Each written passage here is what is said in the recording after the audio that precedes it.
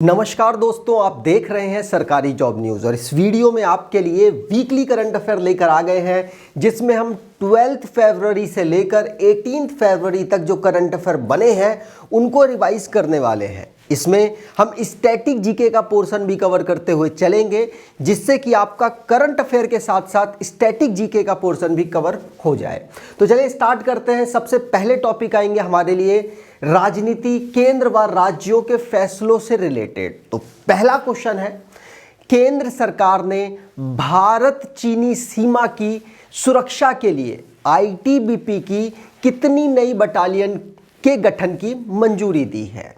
तो आंसर होगा केंद्र सरकार ने 7 नई बटालियन के गठन की मंजूरी दी है। कितनी अब हो चुकी हैं? तो 67 अब टोटल हो चुकी है। 15 फरवरी 2023 को इस फैसले को लिया गया था सिक्योरिटी कमेटी पर। ध्यान रखिएगा, अब टोटल आईटीबीपी की कितनी बटालियन हो चुकी है? तो 67 हो चुकी है। आईटीबीपी की बात करें तो भारत और चीन युद्ध के बाद इसको फॉर्म किया गया था जिसका नाम भारत तिब्बतन सीमा पुलिस है। इंडियन तिब्बतन बॉर्डर पुलिस इसका नाम है। अब आईटीबीपी की बात कर लेते हैं। तो आईटीबीपी को फॉर्म किया गया था कब? तो 1962 को फॉर्म किया गया था। इसका हेडक्वार्टर नई दिल्ली में है। इसके डीजी इस समय पर अनीश दयाल सिंह है। टोटल मैंने आपको बता ही दिया 67 इसकी बटालियन हो चुकी है। और भारत चीन की जो बॉर्डर है उस पर यह सुरक्षा देता है।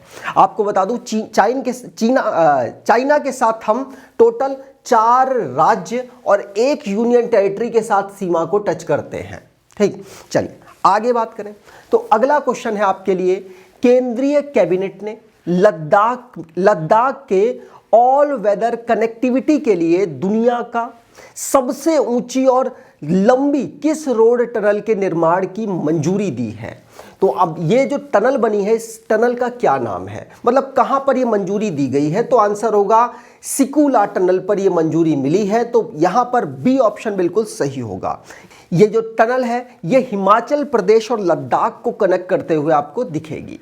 अगर लद्दाख की बात करें तो अभी रिसेंटली में इनके नए लेफ्टिनेंट गवर्नर बने हैं जिनका नाम ब्रिगेडियर बीडी मिश्रा जी हैं। ये कहाँ के गवर्नर थे? तो आंसर हो जाएगा ये अरुणाचल प्रदेश के गवर्नर थे। वहां से अब इनको लेफ्टिनेंट गवर्नर बना दिया गया। अगर हिमाचल प्रदेश की बात करें तो इनके चीफ मिनिस्टर कांग्रेस पार्टी के सुखविंदर सिंह सुक्खू हैं। गवर्नर इनके शिव प्रताप शुक्ला है जो कि अभी रिसेंटली में बने हैं। ठीक, चलिए आगे बात करें। अगला क्वेश्चन है, केंद्र सरकार ने वाइब्रेंट विलेज प्रोग्राम को मंजूरी दी। यह योजना किस क्षेत्र के विकास के लिए है? तो देखिए, वाइब्रेंट विलेज प्रोग्राम की जब बात करेंगे तो ये उन राज्यों, उन जगहों के लिए बनाई गई है जो कि सीमावर्ती में पड़ते हैं। सीमावर्ती का मतलब जो बॉर्डर पर पड़ते हैं। तो उत्तरी सीमावर्ती पर पड़ने वाले राज्यों के जो गांव हैं उनके विकास के लिए इसको लॉन्च किया गया है। किसके द्वारा? केंद्र सरकार के द्वारा। तो ध्यान रखिएगा, केंद्र सरकार इसके डेवलपमेंट के लिए पैसा खर्च करने वाली है। लगभग 4800 करोड़ रुपए एलोकेट किया गया है। और अब इसमें क्या होगा? तो इसके बेसिक डेवलपमेंट की कोशिश की जाएगी, जैसे कि सड़क का निर्माण हो गया और जो बेसिक ज़रूरतें होती हैं उनको पूरा करने की सरकार कोशिश करेगी। 2025-26 तक ये टारगेट रखा गया है जिससे कि वहाँ से जो पलायन है उसको रोका जा सके। ठीक, चलिए बात करते हैं अगले क्वेश्चन की। तो अगला क्वेश्चन है, केंद्रीय कैबिनेट ने अगले 5 वर्षों में कितने बहुउद्देशीय पैक्स डेयरी मत्स्य सहकारी समितियों की स्थापना का फैसला किया?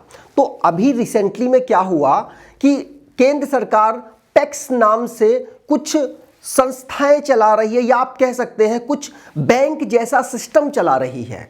अब इनको डेयरी और मत्स्य सहकारी समिति को भी इसमें जोड़ा जाएगा। मतलब अगर गांव में कोई किसान रह रहा है, अगर वो गांव में रह रहा है तो उसको पैसे की ज़रूरत पड़ेगी अपनी खेती के लिए और अपने नए रोज़गार के लिए। तो अगर उसे पैसों की ज़रूरत पड़ेगी तो किसी ज़मींदार से वो पैसा ले लेगा, अपने जो भी उसके पास गहने होंगे या ज़मीन होगी गिरवी रख के। लेकिन सरकार ने, और उसमें उनका शोषण होता है, तो सरकार ने पैक्स नाम की संस्थाओं को डेवलप किया जो कि क्या कर रही है, किसानों को जब जरूरत पड़ेगी तो शॉर्ट टर्म के लिए लोन प्रोवाइड करा देती है आसानी से, जिससे कि किसान अपनी जो उपज है वो भी कर पाता है। तो ये जो पैक्स है ना, इसी में डेयरी मत्स्य को जोड़ा जा रहा है। और ये कितने डेवलप करने की घोषणा की गई है, तो ये 2 लाख डेवलप करने की घोषणा की गई है। वैसे आपको बता दूं, इस समय पर लगभग 66,000 एक्टिव है, पैक्स 66,000 एक्टिव हैं, और साथ साथ डेवलपमेंट इनका और चल रहा है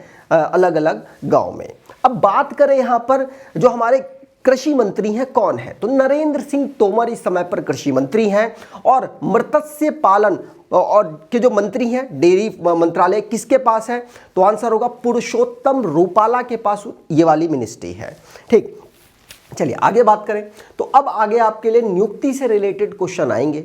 नियुक्ति से रिलेटेड क्वेश्चन से पहले आपको बता दूं कि हमारी बुक है जो कि अमेज़न पर इस समय पर टॉप सेलर की कैटेगरी पे आ चुकी है, तो आप इसको ज़रूर परचेस करें। बहुत ज़्यादा बुकों की डिमांड है। आप इसको परचेस करना चाहें तो अमेज़न के माध्यम से या वेबसाइट के माध्यम से आप इसको परचेस कर सकते हैं। अगर आपको कोई भी प्रॉब्लम होती है परचेस करने में, तो आपके लिए ये व्हाट्सएप नंबर दे रखा है, इस पर आप व्हाट्सएप कीजिएगा, आपकी प्रॉब्लम को सॉर्ट आउट किया जाएगा हमारी टीम के माध्यम से। लेकिन अगर आप छूट भी प्राप्त करना चाहते हैं बुक में और हमारे द्वारा जो दी जाने वाली सुविधाएं हैं उनको प्राप्त करना चाहते हैं, तो हमारी मेंबरशिप आप ले पाएंगे। ये मेंबरशिप से आप हमारे 1 साल के लिए मेंबर हो जाएंगे। हमारे द्वारा जो भी सुविधाएं आपको, जैसे कि वीकली करंट अफेयर की पीडीएफ हो गई, ईयरली करंट अफेयर की पीडीएफ हो गई, मॉक टेस्ट हो गए, अलग अलग एग्जाम्स के, वो आपको अवेलेबल हो जाएंगे। साथ साथ हमारी बुक पर स्पेशल डिस्काउंट भी आपको मिलेगा, जो आने वाली बुक है उन पर भी। तो आप इसको ज़रूर हमारी मेंबरशिप के लिए आप ज़रूर डिस्क्रिप्शन बॉक्स को चेक कर लीजिएगा। चलिए स्टार्ट करते हैं नियुक्ति से रिलेटेड में पहला क्वेश्चन। तो नियुक्ति से रिलेटेड में पहला क्वेश्चन है, बिहार के नए राज्यपाल का नाम बताएं। रिसेंटली में क्या हुआ कि हमारी जो प्रेसिडेंट जी हैं द्रौपदी मुर्मू, उनके द्वारा 13 राज्यों में और केंद्र शासित प्रदेशों में उथल पुथल की गई राज्यपाल और उपराज्यपाल के पद में। मतलब 13 नए अपॉइंटमेंट या फिर एक जगह से दूसरी जगह शिफ्ट किए गए। तो बिहार के राज्यपाल किसको बनाया गया है, तो आंसर होगा राजेंद्र विश्वनाथ अर्लेकर को। किसको, राजेंद्र विश्वनाथ अर्लेकर को। ये पहले कहाँ के थे, तो ये हिमाचल प्रदेश में गवर्नर के रूप में काम कर रहे थे। अब इनको बना दिया गया है बिहार का गवर्नर। आप इनको यहाँ पर देख पाएंगे, नीतीश कुमार जी मुख्यमंत्री हैं बिहार के, और अर्लेकर साहब बन चुके हैं बिहार के गवर्नर। अगर बिहार की बात करें तो 1912 में इसको राज्य के रूप में गठित किया जाता है। नेपाल के साथ इसकी इंटरनेशनल बाउंड्री लगती है। और अगर आपको बताऊं कि नेपाल के साथ जितने भी राज्य हैं, किन राज्य की सबसे बड़ी सीमा लगती है, तो बिहार ही है जिसकी सबसे बड़ी सीमा नेपाल के साथ लगती है। इसके पड़ोसी अगर राज्यों की बात करें तो उत्तर प्रदेश, झारखंड और पश्चिम बंगाल है। ठीक, चलिए आगे बात करें। अगला क्वेश्चन है, झारखंड के नए राज्यपाल कौन बने हैं। तो झारखंड के नए राज्यपाल बने हैं सीपी राधाकृष्णन। कौन, सीपी राधाकृष्णन बने हैं झारखंड के नए राज्यपाल। आप इनको यहां पर देख पाएंगे, ये नया अपॉइंटमेंट है। अगर झारखंड की बात करें तो मुख्यमंत्री हेमंत सोरेन है। कौन, हेमंत सोरेन। नए गवर्नर राधा कृष्णन बने हुए हैं और राजधानी झारखंड की रांची है। इस राज्य को कब फॉर्म किया गया, तो 2000 में बिहार से अलग करके इसे फॉर्म किया गया। अगर बात करें इंटरनेशनल बाउंड्री की, तो इसकी कोई भी इंटरनेशनल बाउंड्री नहीं लगती है, लेकिन इंटरनल बाउंड्री बिहार, पश्चिम बंगाल, उड़ीसा, छत्तीसगढ़ और उत्तर प्रदेश के साथ लगती है। आप यहां पर देख पाएंगे। ठीक, चलिए आगे बात करें।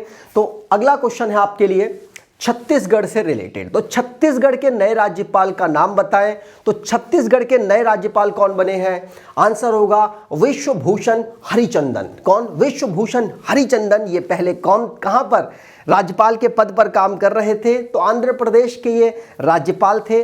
अब ये बन गए हैं छत्तीसगढ़ के गवर्नर। ध्यान रखिएगा, पूछा जा सकता है। मुख्यमंत्री अगर बात की जाए छत्तीसगढ़ की तो भूपेश बघेल है, राजधानी वहाँ की रायपुर है और 2000 सन में ही इसको राज्य के रूप में गठित किया गया। ये है छत्तीसगढ़। इसकी बाउंड्री की बात करें तो उत्तर प्रदेश के साथ, और ये यहाँ पर झारखंड है इसके साथ, यहाँ पर उड़ीसा के साथ इसकी बाउंड्री लगती है। साथ साथ ये मध्य प्रदेश है, महाराष्ट्र और यहाँ पर तेलंगाना के साथ इसकी बाउंड्री लगती है। ठीक, चलिए आगे बात करें तो अगला क्वेश्चन है महाराष्ट्र के नए राज्यपाल कौन बने हैं। तो महाराष्ट्र के नए राज्यपाल बने हैं रमेश बैस। कौन? रमेश बैस बने हैं महाराष्ट्र के नए राज्यपाल। ध्यान रखिएगा, ये पहले कहां पे गवर्नर के पद पर काम कर रहे थे? तो इनसे पहले ये झारखंड के गवर्नर थे और झारखंड से पहले ये त्रिपुरा के गवर्नर थे। तो अब ये महाराष्ट्र के गवर्नर बन चुके हैं। ध्यान रखेंगे, अगर इनकी बाउंड्री की बात करें तो ये है गुजरात और ये है मध्य प्रदेश, ये है हमारा छत्तीसगढ़, ये तेलंगाना है और यहाँ पर है कर्नाटका और ये गोवा। इसके साथ इसकी बाउंड्री लगती है। एकनाथ शिंदे जी इस समय पर मुख्यमंत्री के पद पर महाराष्ट्र में काम कर रहे हैं। महाराष्ट्र को 1960 में फॉर्म किया गया था। ध्यान रखेंगे, उसी साल गुजरात को भी फॉर्म किया गया था। आगे बात करें तो ये है रमेश बैस जी। अगला क्वेश्चन है आंध्र प्रदेश के नए राज्यपाल का नाम बताएं। तो आंध्र प्रदेश के नए राज्यपाल कौन बने हैं? आंसर होगा एस अब्दुल नज़ीर। कौन? एस अब्दुल नज़ीर बने हैं आंध्र प्रदेश के नए राज्यपाल। अगर आंध्र प्रदेश की बात करें तो इसके मुख्यमंत्री वाईएस जगनमोहन रेड्डी साहब हैं। यहाँ की राजधानी अमरावती है, लेकिन अनाउंसमेंट अभी रिसेंटली में जो यहाँ के चीफ मिनिस्टर है उनके द्वारा की गई कि हम आगे चल के विशाखापट्टनम को राजधानी बनाने का सोच रहे हैं। तो पड़ोसी राज्य कौन है? तो आंसर होगा उड़ीसा, छत्तीसगढ़, तेलंगाना, कर्नाटका और तमिलनाडु। ठीक, चलिए ये है यहाँ पर अब्दुल नज़ीर जो कि आंध्र प्रदेश के नए राज्यपाल बन चुके हैं। ठीक, चलिए आगे बात करें तो अगला क्वेश्चन है सिक्किम के नए राज्यपाल या नए गवर्नर कौन बने हैं? तो सिक्किम के नए गवर्नर हैं, आंसर होगा लक्ष्मण प्रसाद आचार्य। कौन? लक्ष्मण प्रसाद आचार्य। ये सिक्किम है, सिक्किम 3 देशों के साथ इंटरनेशनल बाउंड्री टच करता है। सिंपल सी बात है, नेपाल और ऊपर चाइना और इस तरफ पर भूटान है। अगर बात करें इंटरनल बाउंड्री की तो सिर्फ एक राज्य के साथ बाउंड्री टच करता है जिसका नाम है क्या? पश्चिम बंगाल। लेकिन सिर्फ ये इकलौता ऐसा राज्य नहीं है जो कि एक के साथ सीमा टच करता है, एक राज्य के साथ। इसके अलावा एक और राज्य है जिसको हम कहेंगे मेघालय, जो कि सिर्फ एक राज्य के साथ सीमा टच करता है, और वो कौन है? असम। ध्यान रखिएगा, 2 राज्य ऐसे हैं भारत के जो कि एक राज्य के साथ सीमा टच करते हैं। ठीक, चलिए आगे बात करेंगे। अगला क्वेश्चन है, अगला ये है लक्ष्मण प्रसाद आचार्य जी जो कि सिक्किम के नए गवर्नर बन गए हैं। सिक्किम को राज्य के रूप में कब बनाया गया था? तो 1975 में इसको बनाया गया था। ध्यान रखेंगे, जो एक्ट था वो 1974 में पास हुआ, लेकिन 75 में इसको राज्य का दर्जा भारत में दिया गया था। अगले क्वेश्चन की बात करें। अगला क्वेश्चन है अरुणाचल प्रदेश के नए राज्यपाल का नाम बताएं। तो अरुणाचल प्रदेश के नए राज्यपाल कौन बने हैं? तो आंसर यहां पर होगा, काफी बड़ा सा नाम लिखा है तो आप उससे पहचान भी जाएंगे। तो रिटायर्ड लेफ्टिनेंट जनरल कैवल्य त्रिविक्रम परनायम। ध्यान रखिएगा, ये बने हैं कहां? हमारे अरुणाचल प्रदेश के नए राज्यपाल। यहां पर ये अरुणाचल प्रदेश है, ये भी 3 देशों के साथ सीमा टच करता है। इस तरफ म्यांमार है, इस तरफ चाइना है और इस तरफ भूटान है। ठीक है, ध्यान रखिएगा, रिटायर्ड लेफ्टिनेंट जनरल कैवल्य त्रिविक्रम परनायम ये बने हैं कौन? अरुणाचल प्रदेश के नए राज्यपाल। ध्यान रखिएगा, अगर अरुणाचल प्रदेश की बात करें तो अरुणाचल प्रदेश के मुख्यमंत्री इस समय पर पेमा खांडू हैं। राजधानी यहाँ की ईटानगर है।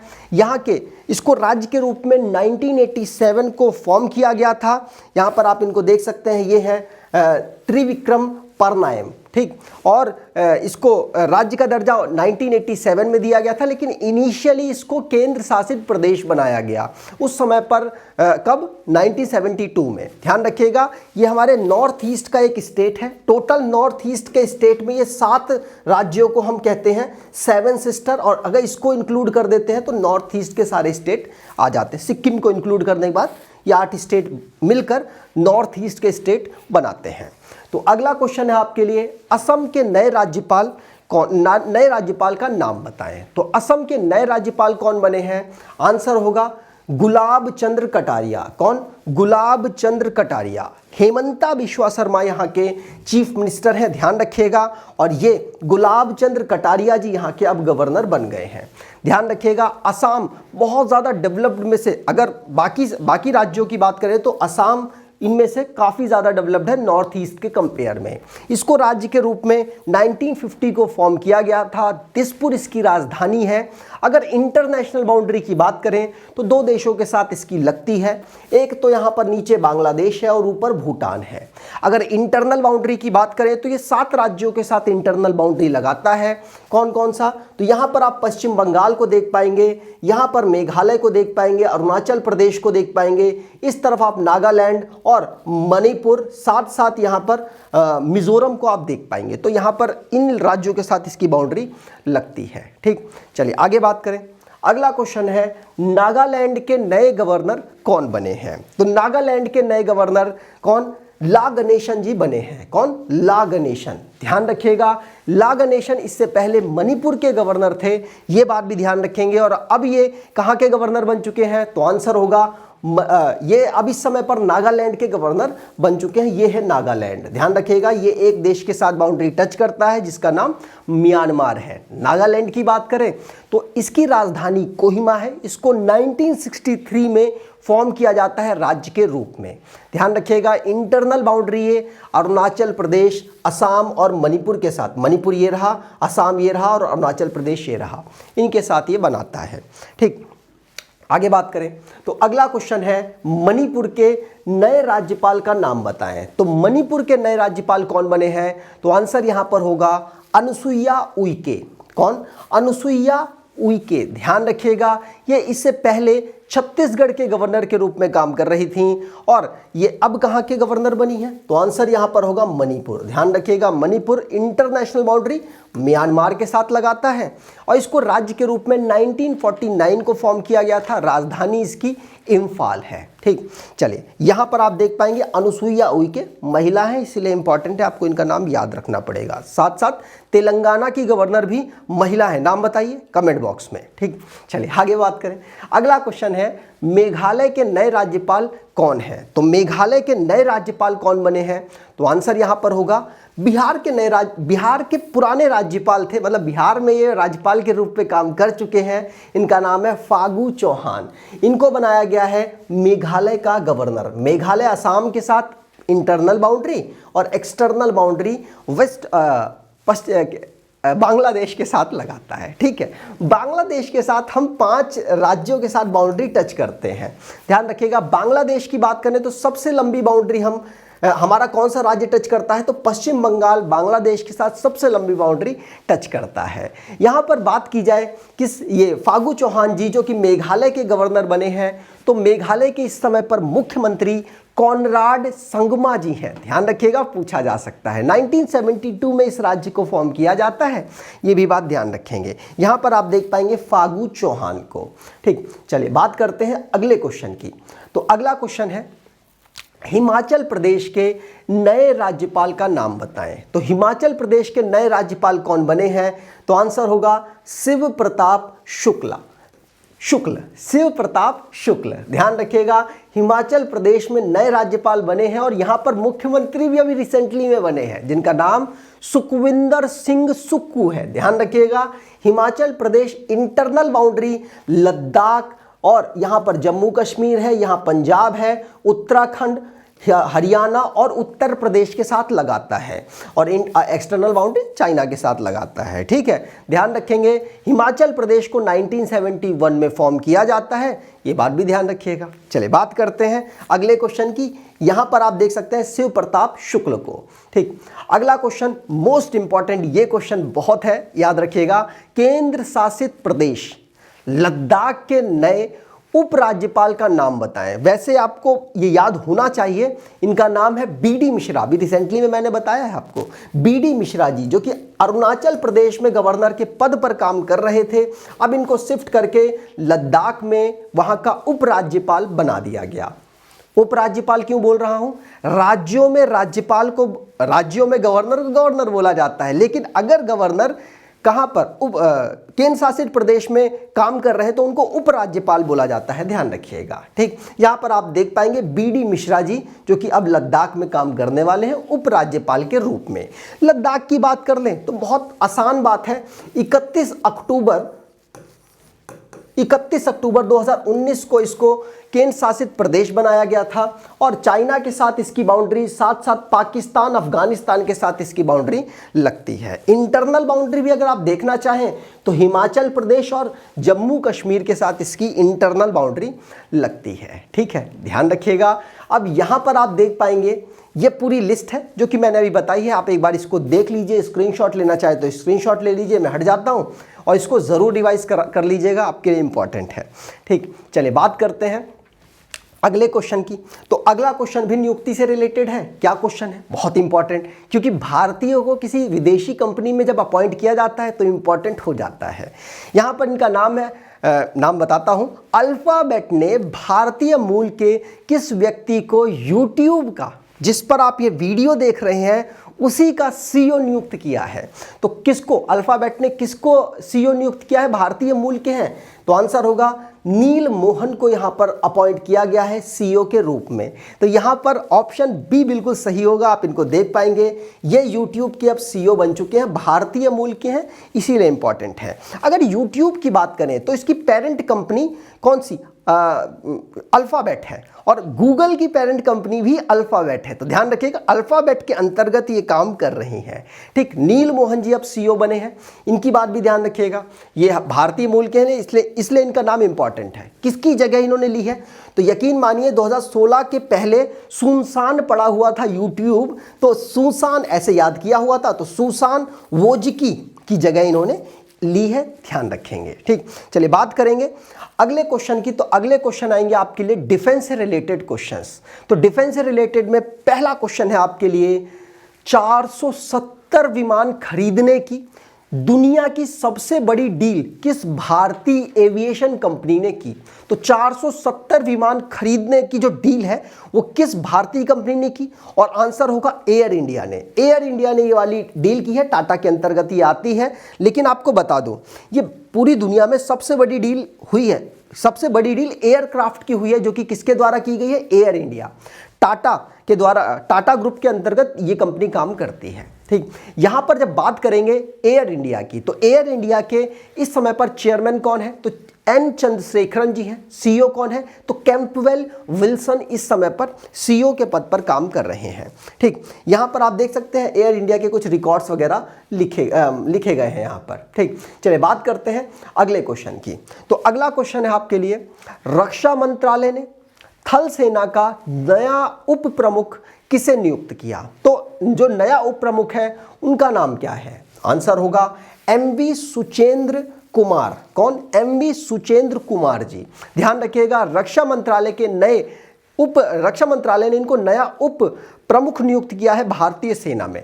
बात की जाए इन्होंने जगह किसकी ली है, तो बीएस राजू जी की इन्होंने जगह ली है। ये है कौन? एमवी सुचेंद्र कुमार, बीएस राजू जी की इन्होंने जगह ली है। बीएस राजू जी का ट्रांसफर किया गया है साउथ वेस्टर्न कमांड में। ध्यान रखिएगा, वहां के अब वो हेड बन चुके हैं। अगर बात करें अलग अलग कमांड्स की, तो भारतीय सेना में 7 कमांड है। कितनी? 7 कमांड। वेस्टर्न कमांड जिसका हेडक्वार्टर हरियाणा में है, ईस्टर्न कमांड जिसका हेडक्वार्टर कोलकाता में है, नॉर्थन का उधमपुर में है, साउथर्न का पुणे में है, सेंट्रल का लखनऊ में है, आर्मी ट्रेनिंग कमांड शिमला में है और साउथर्न वेस्टर्न कमांड जयपुर में है। लेकिन जो कौन बीएस राजू जी का साउथर्न कमांड मतलब कि पुणे में हेडक्वार्टर है, वहां पर उनको शिफ्ट किया गया है हेड के रूप में। इस समय पर हमारे आर्मी के चीफ कौन है? तो आंसर होगा मनोज पांडे जी। ध्यान रखिएगा। इंडियन एयरफोर्स की बात करें तो विवेक राम चौधरी जी उनके हेड हैं और नेवी की बात करें तो आर हरि कुमार उनके हेड हैं। ठीक, चलिए बात करते हैं अगले क्वेश्चन की। तो अगला क्वेश्चन है, भारत और किस देश के बीच फरवरी 2023 में युद्धाभ्यास धर्म गार्जियन आयोजित हुआ? तो भारत और किस देश के बीच में? तो आंसर होगा भारत और जापान के बीच में यहां पर यह अभ्यास आयोजित शुरू किया गया। कब से? तो 17 फरवरी से इसको स्टार्ट किया गया और 2 मार्च तक इसको आयोजित किया जाएगा। कहां पर? तो जापान में ही इसको स्टार्ट किया गया है। जापान में एक सीगा प्रांत है, वहां पर कैंप इमाजू एक जगह है, वहां से इसको स्टार्ट किया गया। भारतीय सेना की जो गढ़वाल राइफल्स की रेजिमेंट के सैनिक हैं उन्होंने वहां पर भाग लिया। और जापानीज की बात करें तो Japan ground self defence force के जो इन्फेंट्री रेजिमेंट है उसने यहां पर पार्टिसिपेट किया है। इस युद्ध अभ्यास की बात करें तो 2018 में इसको पहली बार किया गया था, यह बात भी ध्यान रखिएगा। जापान के साथ हम लोग ना बहुत सारी एक्सरसाइज करते हैं, जैसे कि जाइमेक्स एक्सरसाइज नेवी हमारी करती है, मालाबार एक्सरसाइज हमारी नेवी करती है। मालाबार में भारत और जापान के साथ अमेरिका और ऑस्ट्रेलिया भी इसमें भाग लेते हैं। अगर एयरफोर्स की बात करें तो हम वीर गार्जियन अभी रिसेंटली में आपको याद होगा पहली बार ऑर्गेनाइज कराई गई, कहां? जापान में ऑर्गेनाइज कराई गई, जिसमें अवनी याद होगा उन्होंने पार्टिसिपेट अवनी चतुर्वेदी ने पार्टिसिपेट किया था पहली फीमेल के रूप में भारत के बाहर। नाम याद रखिएगा। तटरक्षक फोर्स भी एक सहयोग काजिन नाम की एक्सरसाइज जापान के साथ करते हैं। ठीक, चलिए आगे क्वेश्चन आएंगे आपके लिए खेल से रिलेटेड। तो खेल से रिलेटेड में ही मोस्ट इंपॉर्टेंट क्वेश्चन है, क्योंकि WPL पहली बार ऑर्गेनाइज कराया जा रहा है। IPL जब पहली बार ऑर्गेनाइज कराया गया था तो बहुत टाइम तक उसके क्वेश्चंस पूछे गए, तो WPL से भी क्वेश्चन पूछे जाएंगे। WPL का मतलब है वुमेन प्रीमियर लीग। क्या? वुमेन प्रीमियर लीग, महिला प्रीमियर लीग। इसमें 5 टीमें पार्टिसिपेट करने वाली हैं, जिसमें नीलामी हुई, जो प्लेयर्स की नीलामी होती है उसमें सबसे महंगी खिलाड़ी कौन बिकी, मतलब कौन बनी? तो आंसर होगा कोई और नहीं, भारतीय टीम की बल्लेबाज है, ओपनर बल्लेबाज है स्मृति मंदाना। स्मृति मंदाना को यहां पर सबसे महंगे पैसों में खरीदा गया। मतलब कितने? तो 3.4 कितना 3.4 करोड़ इनको पे किए गए ताकि ये रॉयल चैलेंजर्स बेंगलोर के लिए खेल पाए। ध्यान रखिएगा। तो 3.4 करोड़ में इनको परचेज किया गया है रॉयल चैलेंजर्स बेंगलोर के द्वारा। ध्यान रखिएगा। ये जो ऑक्शन हुआ है ये 13 फरवरी को शुरू हुआ, जिसमें 448 प्लेयर शामिल थे, लेकिन उसमें सिर्फ और सिर्फ 87 प्लेयर्स थे जो कि बिक पाए, जिनको किसी ना किसी टीम ने खरीदा। उन 87 में से 30 तो विदेशी थे। ध्यान रखिएगा। और सबसे महंगी प्लेयर कौन बनी? स्मृति मंदाना। ये रॉयल चैलेंजर बेंगलोर के द्वारा खरीदी गई। अगर 5 टीम की बात करूं कि कौन कौन सी टीम पार्टिसिपेट करने वाली हैं, तो आंसर होगा दिल्ली कैपिटल, याद रखिएगा। गुजरात टाइटन इस बार की विजेता है अब मेंस में, है ना। मुंबई इंडियंस बहुत सक्सेसफुल प्लेयर टीम है मेंस में। रॉयल चैलेंजर्स बेंगलोर सबसे फिसदी टीम है किसमें? मेंस में। और साथ साथ यूपी वॉरियर। तो ये 5 टीमें यहां पर पार्टिसिपेट करने वाली हैं WPL में। ठीक, चलिए बात करते हैं अगले क्वेश्चन की। तो अगला क्वेश्चन है, फीफा क्लब वर्ल्ड कप का खिताब किस टीम ने जीता? तो फीफा के द्वारा क्लब वर्ल्ड कप ऑर्गेनाइज कराया जाता है। इसका खिताब किसने जीता? तो मोरक्को में इसको ऑर्गेनाइज कराया गया और इस खिताब को रियल मैड्रिड के द्वारा यहां पर जीत लिया गया। ध्यान रखिएगा। Real Madrid Spanish football club है। इसने फाइनल में किसको हराया? तो सऊदी अरब का एक क्लब है अल हिलाल, उसको 5-3 से इन्होंने हरा दिया और ये जो फीफा का जो क्लब वर्ल्ड कप है इसको जीत लिया है। ध्यान रखिएगा। इसको फीफा के द्वारा ऑर्गेनाइज कराया जाता है और ये रियल मैड्रिड सबसे सक्सेसफुल टीम है किसमें? क्लब वर्ल्ड कप में। 5 बार इस खिताब को जीत चुकी है, 2014 में, 16 में, 17 में, 18 में और 22 में। ये जो अभी खिताब हुआ है ना 22 का हुआ है, कोरोना वायरस की वजह से थोड़ा सा डिले हो गया। फीफा की बात करें तो फीफा फुटबॉल को दुनिया में कंट्रोल करने वाली बॉडी है, जिसकी full form federation international D football association है। इसकी स्थापना 1904 को होती है। मुख्यालय इसका ज्यूरिख स्विट्जरलैंड में है। इसके जो हेड हैं इस समय पर जियानी इन्फेंटिनो है। ठीक, चलिए बात करेंगे अगले क्वेश्चन आएंगे आपके लिए अवार्ड से रिलेटेड, और पहला ही क्वेश्चन इंपॉर्टेंट है। क्यों इंपॉर्टेंट है अभी आपको पता चलेगा। तो क्वेश्चन है, गवर्नमेंट समिट 2023 में किस आईआईटी के छात्रों को ग्लोबल बेस्ट एम गव अवार्ड मिला है। तो एम गव जो अवार्ड है वो किस आईआईटी के छात्रों को मिला? आंसर होगा ये आईआईटी इंदौर के छात्रों को ये अवार्ड मिला है। तो यहां पर सी ऑप्शन बिल्कुल सही होगा। बात करें किसके द्वारा मिला है, तो आंसर होगा इजिप्ट के प्रेसिडेंट है उनके द्वारा। जो मिस्र के जो प्रेसिडेंट हैं अब्देल फतेह अल सीसी, जो कि हमारे 26 जनवरी में आए भी थे। आपको याद होना चाहिए कि 26 जनवरी में हमारे चीफ गेस्ट के रूप में ये आए थे। उनके द्वारा ये अवार्ड मिला है। किनको? तो 2 आईआईटी इंदौर के स्टूडेंट हैं, आप यहाँ पर देख पाएंगे, नियति तोताला और नील कल्पेश कुमार पारीक। ये पारीक है और ये तोताला है। इन दोनों को यह अवार्ड मिला है। किसके द्वारा? तो मिस्र के प्रेसिडेंट के द्वारा। कहाँ मिला? तो वर्ल्ड गवर्नमेंट समिट 2023 में 13 फरवरी से लेकर 15 फरवरी तक दुबई में ऑर्गेनाइज कराई गई। वहां पर यह अवार्ड इनको प्राप्त हुआ है। क्यों अवार्ड प्राप्त हुआ है? क्योंकि इन्होंने जो इनका जो काम है, इन्होंने ब्लॉक बिल ऐप बनाया था। ब्लॉक बिल ऐप क्या करती है? तो ये जो रिसिप्ट्स आती है ना, उनको, जो ब्लॉकचेन बेस्ड रिसिप्ट्स है उनको जनरेट करती है, जिससे कि जो पेपर, जो आपको पता होगा स्लिप बनाने के लिए जो नॉर्मली आप यहाँ पर देखिए इमेज में आप ज़्यादा समझ पाएंगे, कुछ इस तरीके का आपको कभी बिल मिला होगा। तो जो ये इसमें जो इंक यूज़ होती है बहुत ज़्यादा हार्म होती है, जिसकी वजह से बहुत सारे रिटेलर्स को बीमारियाँ वगैरह पैदा हो सकती हैं। उसके काम के लिए उसको ट्रांसफ़र किया है इन्होंने डिजिटल में, इसीलिए अवार्ड इनको मिला है। ध्यान रखिएगा, जो एक्स्ट्रा ऑर्डिनरी काम करते हैं उनको ये अवार्ड मिलता है।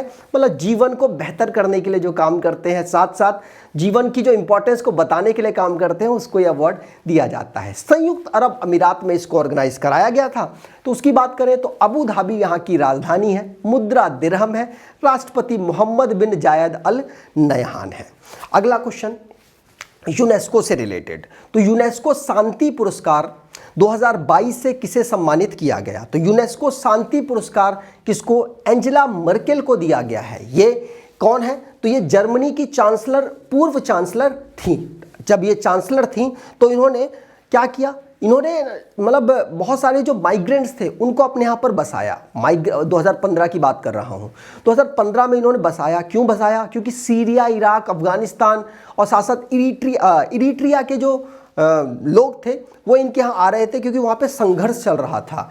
इसकी वजह से इन्होंने जब बसाया तो ह्यूमैनिटी का काम किया है। अब ह्यूमैनिटी के काम के लिए ही ये अवार्ड दिया जाता है यूनेस्को के द्वारा। ठीक, अगला क्वेश्चन है योजना से रिलेटेड। तो योजना से रिलेटेड में पहला क्वेश्चन है आपके लिए, QR code based coin vending machine को किस बैंक ने पायलट प्रोजेक्ट के रूप में शुरू करने की घोषणा की है? तो QR code based coin vending machine को किसने शुरू करने की घोषणा की?